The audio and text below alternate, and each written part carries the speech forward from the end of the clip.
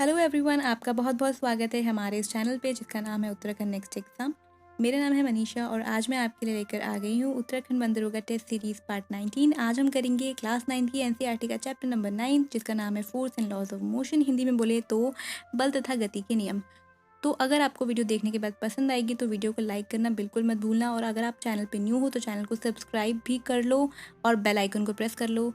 आप अगर चैनल को सब्सक्राइब करोगे तो इससे आपका फ़ायदा होगा, क्योंकि इस चैनल पे आपको बहुत सारे अपडेट मिलते हैं एग्ज़ाम्स के रिगार्डिंग, और आपको एग्ज़ाम्स के रिगार्डिंग पढ़ने के लिए बहुत सारी चीज़ें अवेलेबल कराई जाती हैं। तो चलिए स्टार्ट करते हैं पहले क्वेश्चन के साथ। बल का मात्रक है, आपसे एसआई यूनिट पूछी जा रही है फोर्स की, तो फोर्स की एसआई यूनिट होती है न्यूटन। तो इसका ऑप्शन सी करेक्ट हो जाएगा। यहाँ पर मीटर पर सेकंड जो पहला ऑप्शन दिया गया है वो वेग या फिर गति की एसआई यूनिट होती है, यानी कि उसका मात्रक होता है। अगर हम बात करें जूल की, तो जूल जो होती है वो कार्य का मात्रक होता है। जो जूल होता है वो वर्क की एसआई यूनिट होती है। ऑप्शन डी, अगर हम वॉट की बात करें तो वॉट जो होती है वो वोल्टेज मापने का मात्रक होता है। तो चलिए इसी के साथ हम लोग अब नेक्स्ट क्वेश्चन पे चलते हैं। यहाँ पे ऑप्शन बी जो है वो करेक्ट आंसर जो है ऑप्शन बी हो गया है, जो कि गलती से हो गया है टाइप, तो इस पे ध्यान ना दें। चलिए अब क्वेश्चन नंबर 2 पे चलते हैं। निम्नलिखित में से किस पुस्तक का संबंध गैलीलियो गैलीली से है? तो आपकी एनसीईआरटी में ही एक छोटा सा एक बॉक्स दिया हुआ है, उसमें आपको गैलीलियो गैलीली के एक्सपेरिमेंट के बारे में बताया गया है और उन्होंने एक बुक लिखी है उसके बारे में भी बताया गया है। तो ये मैंने एनसीईआरटी से ही क्वेश्चन लिया है। तो उस बुक का नाम था द लिटिल बैलेंस। ठीक है, उस बुक का नाम क्या है? Little balance. तो इस किताब में जो आपके गैलीलियो गैलीली हैं, उन्होंने आर्किमिडीज द्वारा दी गई आपेक्षित घनत्व, यानी कि इंग्लिश में बोले तो रिलेटिव डेंसिटी के बारे में व्याख्या की थी उन्होंने। ठीक है, तो उसी को ही उन्होंने वहाँ पे बताया है अपनी इस किताब में द लिटिल बैलेंस में। तो चलिए अभी हम अगले प्रश्न पे चलते हैं। सभी वस्तुएं अपनी अवस्था में परिवर्तन का विरोध करती हैं, यह गुण कहलाता है। तो इस गुण को हम क्या कहते हैं? इसको कहते हैं हम जड़त्व, जिसको इंग्लिश में हम इनर्शिया कहते हैं। अब नेक्स्ट क्वेश्चन पे चलते हैं। ओके, न्यूटन के गति का प्रथम नियम व्यक्त करता है। तो न्यूटन के गति का प्रथम नियम जो होता है, इसी को हम लोग लॉ ऑफ इनर्शिया यानी कि जड़त्व का नियम भी कहते हैं। तो वो व्याख्या करता है जड़त्व की। तो ऑप्शन सी इसका करेक्ट हो जाएगा।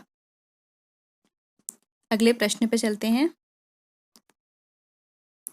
प्रत्येक क्रिया के समान एवं विपरीत क्रिया होती है, यह गति का कौन सा नियम है? तो सभी जानते होंगे कि ये गति का तीसरा नियम है। न्यूटन द्वारा दिया गया गति का तीसरा नियम जो है वही आपको बताता है कि प्रत्येक क्रिया के समान एवं विपरीत क्रिया होती है। और तो इसको इंग्लिश में क्या कहते हैं कि there is equal and opposite reaction against every action.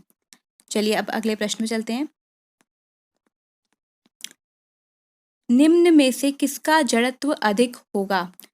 तो जैसा कि आप जानते होंगे, जो जड़त्व होता है वो द्रव्यमान पर आधारित होता है, यानी कि जो इनर्शिया होती है किसी भी चीज़ की, वो डिपेंड करता है उसके मास पे। तो जितना ज़्यादा मास होगा, जितना ज़्यादा द्रव्यमान होगा किसी भी वस्तु का, उतना ज़्यादा उसका जड़त्व होगा। जितना ज़्यादा मास किसी भी चीज़ का होता है, उतना ज़्यादा इनर्शिया उसका होता है। तो इसका आंसर जो होगा वो रेलगाड़ी हो जाएगा, क्योंकि ट्रेन जो होती है उसका द्रव्यमान ज़्यादा होता है, रेलगाड़ी का द्रव्यमान ज़्यादा होता है, उसका मास ज़्यादा होता है। तो ऑप्शन बी करेक्ट हो जाएगा।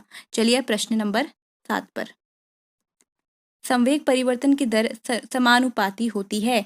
Rate of change of momentum directly proportional होता है अप्लाइड फोर्स के, यानी कि आरोपित बल के। ये गति का जो दूसरा नियम है उससे आपको ये चीज़ पता चलती है। तो चलिए अब अगले प्रश्न पे चलते हैं। ज़्यादा कुछ एक्सप्लेन करने वाला है नहीं इसमें। प्रश्न नंबर 8, बल की माप की जाती है। तो बल को मापने के लिए न्यूटन का कौन सा नियम जो है वो इस्तेमाल किया जाता है?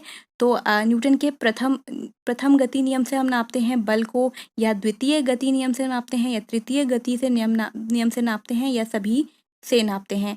तो आपको पता होगा कि न्यूटन के द्वितीय नियम से, यानी कि गति के दूसरे नियम से हमें पता चलता है बल का फॉर्मूला। तो इसी से हमें हेल्प मिलती है बल को मापने के लिए। तो इसका ऑप्शन बी करेक्ट हो जाएगा। चलिए अगले प्रश्न पे। प्रश्न 9, रॉकेट किसके सिद्धांत पर कार्य करता है? तो ये बहुत इंपॉर्टेंट क्वेश्चन है कि जो रॉकेट होता है वो संवेग के संरक्षण यानी कि law of conservation of momentum के प्रिंसिपल पर काम करता है। तो ऑप्शन सी इसका करेक्ट हो जाएगा। ये बहुत इंपॉर्टेंट क्वेश्चन है, इसको ध्यान में रखिएगा। क्वेश्चन नंबर 10 पे चलते हैं। निम्नलिखित में से कौन सा संवेग का मात्रक है? एसआई यूनिट पूछी जा रही है मोमेंटम की। तो जो मोमेंटम होता है आपका, उसका फॉर्मूला अगर आप देखोगे, यानी कि संवेग का अगर आप फॉर्मूला देखोगे तो वो क्या होता है? द्रव्यमान और वेग का गुणांक होता है। तो अगर आप इसे निकालोगे, इसको कैलकुलेट करोगे, तो इसका ऑप्शन जो है ऑप्शन सी वो करेक्ट हो जाएगा। ठीक है, तो आप कैलकुलेट करके मैं यहाँ दिखा नहीं रही हूँ। आई होप आप जानते होंगे कि किस तरीके से ये आया है। प्रश्न नंबर 11वें पे चलते हैं। ठीक है, तो अगर आप इंग्लिश के स्टूडेंट हैं तो आप इसको यहाँ पे पॉज करके देख लीजिए प्रश्न क्या है। मैं हिंदी के वाले विद्यार्थियों के लिए इसको आगे स्क्रॉल कर रही हूँ। 2 केजी द्रव्यमान का कोई पिंड किसी घर्षणहीन क्षैतिज मेज पर 4 मीटर प्रति सेकंड के नियत वेग से फिसल रहा है। इस वस्तु की इस वेग से गति बनाए रखने के लिए आवश्यक बल है। तो ये जो प्रश्न यहाँ पर दिया गया है, ये थोड़ा सा कंसेप्चुअल क्वेश्चन है। तो अगर आप अपनी एनसीईआरटी का पेज 115 देखेंगे, उसमें आपको राइट साइड पे जो एक लास्ट पैराग्राफ जो है, उस पे कुछ लाइंस लिखी हुई हैं जो कि मैं पढ़ के सुना देती हूँ।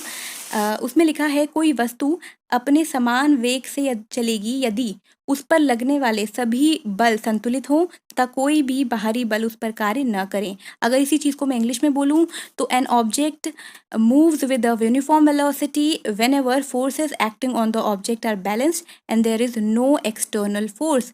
तो यहाँ ने कि इस देखिए, ये जो पिंड है वो एक समान वेग से चल रहा है, तो अगर उस पर कोई भी बाहरी बल ना लगे तो वो उस तरीके से ही चलता रहेगा। तो इसीलिए इसका जो आंसर है वो होगा ऑप्शन बी, 0 न्यूटन, यानी कि उस पर कोई भी बल नहीं लगना चाहिए, तभी वो अपनी समान गति से चलता रहेगा। तो मुझे लगता है आप समझ गए होंगे। तो चलिए अब नेक्स्ट क्वेश्चन पे चलते हैं। तो ये है आपका अगला प्रश्न। 1500 किलोग्राम वजन वाली कार की गति 36 किलोमीटर प्रति घंटा से बढ़कर 72 किलोमीटर प्रति घंटा समान रूप से बढ़ जाती है, तो कार के संवेग में कितना बदलाव होगा? ठीक है, तो ये एक न्यूमेरिकल है, तो मैं इसको सॉल्व करती हूँ। आपको ऑप्शन दिखा देती हूँ मैं यहाँ पे, ये ऑप्शन है आपके पास। तो देखिए, यहाँ पर आपको ये जो 1500 किलोग्राम है, ये द्रव्यमान दिया हुआ है, लेकिन वो किलोग्राम्स में दिया है। ये चीज़ ध्यान में रखिएगा। और ये जो यहाँ पे आपको यहाँ पे गति दी हुई है, वो आपको किलोमीटर प्रति घंटा में दी हुई है, जो कि मीटर प्रति सेकंड के मात्रक में दी होनी चाहिए थी। ठीक है, क्योंकि किलोमीटर के साथ हमेशा मीटर पर सेकंड इस्तेमाल होता है। तो आपको क्या करना पड़ेगा, 36 किलोमीटर प्रति घंटा और 72 किलोमीटर प्रति घंटा को मीटर पर सेकंड में कन्वर्ट करना पड़ेगा। तो मैं यहाँ पे इसे कन्वर्ट कर देती हूँ। अगर आप 36 किलोमीटर प्रति घंटा को चेंज करना चाहते हैं मीटर प्रति सेकंड्स में, तो आप इसको 5/18 से मल्टीप्लाई कर दोगे, तो इसका आंसर जो आ जाएगा वो आपका आ जाएगा 10 मीटर पर सेकेंड।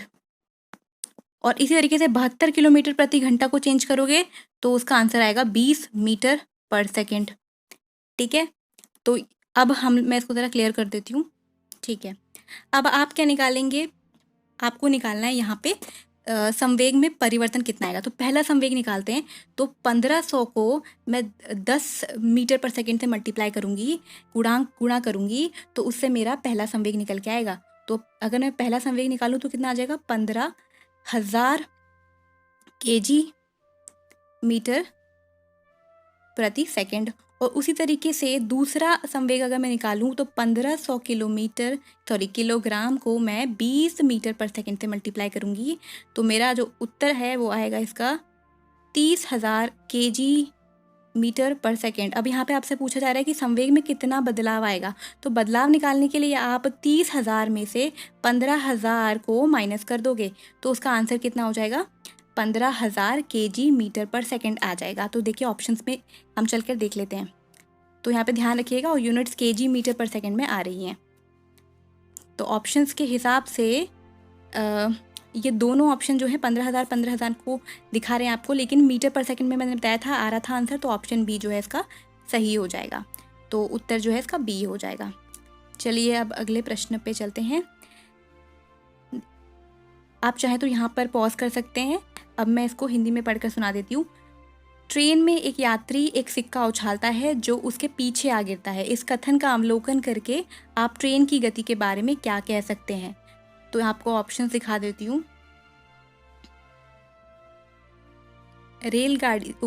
रेलगाड़ी त्वरणता की स्थिति में है, यानी कि एक्सेलरेटेड मोशन है ट्रेन का।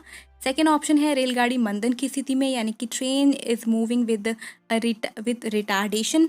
थर्ड है रेलगाड़ी गोलाकार ट्रैक पर चल रही है, यानी कि train is moving on circular tracks. Option D है एक समान गति से चल रही है, यानी कि train is moving with uniform velocity. तो इसमें देखिए इस तरीके के जो क्वेश्चन होते हैं ना, वो 3 तरीके से पूछे जा सकते हैं। मैं तीनों बता देती हूँ क्योंकि क्वेश्चन तो किसी भी तरीके से बन सकता है। पहला तो यदि सिक्का उछालने पर सिक्का आदमी के हाथों में आ गिरता है तो आपको पता होना चाहिए कि ये जो वाहन है वो समान गति या समान वेग से चल रहा है। और दूसरा जो दूसरी परिस्थिति यहाँ पर हो सकती है वो ये हो सकती है कि यदि सिक्का आगे गिर जाता है उस व्यक्ति से तो जो वो वाहन होगा वो मंथन की स्थिति में होगा। लेकिन इस प्रश्न में आपसे पूछा जा रहा है कि वो सिक्का जो है उसके पीछे आ गिरता है, तो इसका मतलब ये होगा कि जो रेलगाड़ी है वो त्वरणता की स्थिति में है, वो एक्सेलरेटेड मोशन में है। तो इसका आंसर जो है ऑप्शन ए करेक्ट है। ठीक है, चलिए अब अगले प्रश्न पे।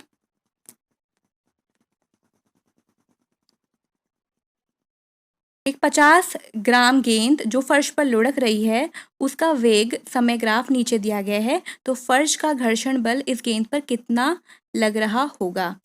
तो मैं आपको दिखा देती हूँ इसका ग्राफ।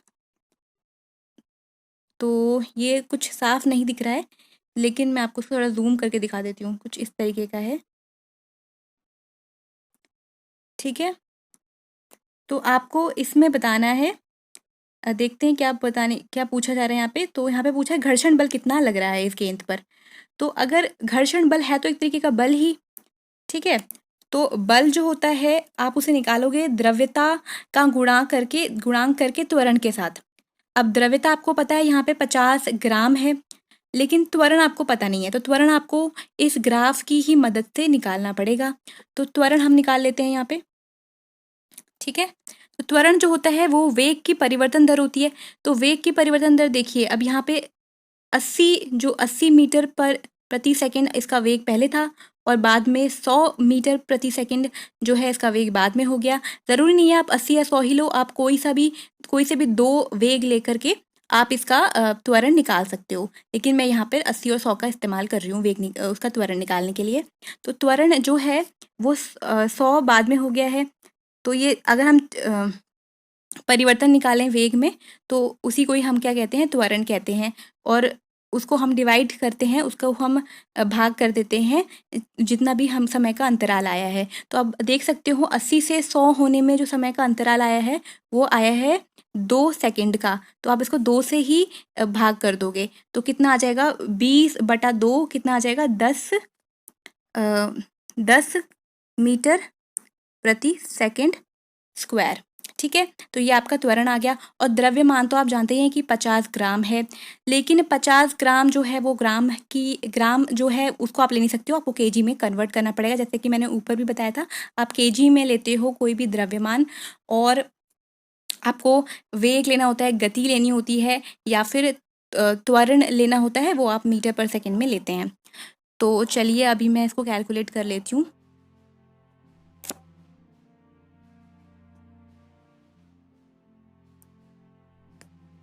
तो देखिए द्रव्यमान 50 ग्राम है, तो 50 ग्राम को आपको पहले केजी में कन्वर्ट करना पड़ेगा। तो आप इसे केजी में कन्वर्ट करोगे तो आपका जो आंसर आएगा वो आएगा 0.05 केजी। और अभी मैंने त्वरण निकाला था, तो त्वरण कितना आया था, 10 मीटर प्रति सेकंड स्क्वायर। तो इसका जो घर्षण बल है वो कितना निकल करके आएगा, 0.5 न्यूटन। तो चलिए ऑप्शंस में देख लेते हैं कि कौन सा ऑप्शन सही है।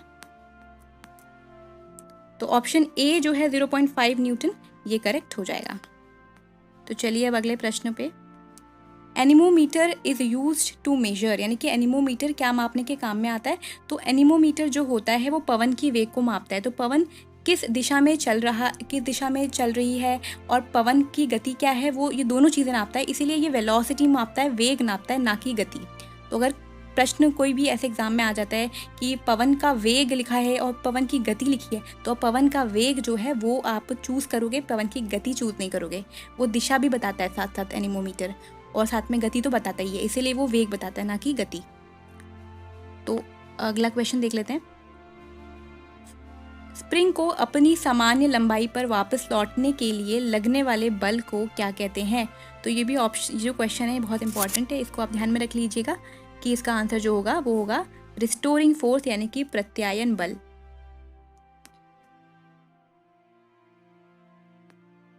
चलिए अब नेक्स्ट क्वेश्चन पे। किसी वस्तु का संवेग निर्भर करता है, यानी कि the momentum of any object depends upon its. अब जो संवेग होता है उसका अगर आप फॉर्मूला देखोगे तो वो होता है द्रव्यता और वेग का गुणांक। यानी कि ये जो संवेग है ये दोनों चीज़ पर डिपेंड करेगा, दोनों चीज़ पर आधारित है, द्रव्यता पर भी और वेग पर भी। तो इसीलिए इसका जो उत्तर होगा वो होगा ऑप्शन सी, द्रव्यमान और वेग दोनों पर। तो इस तरीके से हमारे आज के सारे क्वेश्चन कंप्लीट हो गए हैं। तो आई होप आपको वीडियो पसंद आई होगी, और वीडियो पसंद आई तो वीडियो को लाइक करना बिल्कुल मत भूलना और शेयर कर लेना फ्रेंड्स के साथ, और चैनल को सब्सक्राइब भी कर लो। अगर आपको इसकी PDF चाहिए तो हमारे टेलीग्राम ग्रुप से ज्वाइन हो सकते हो, लिंक आपको डिस्क्रिप्शन बॉक्स में मिल जाएगा। Bye bye, take care.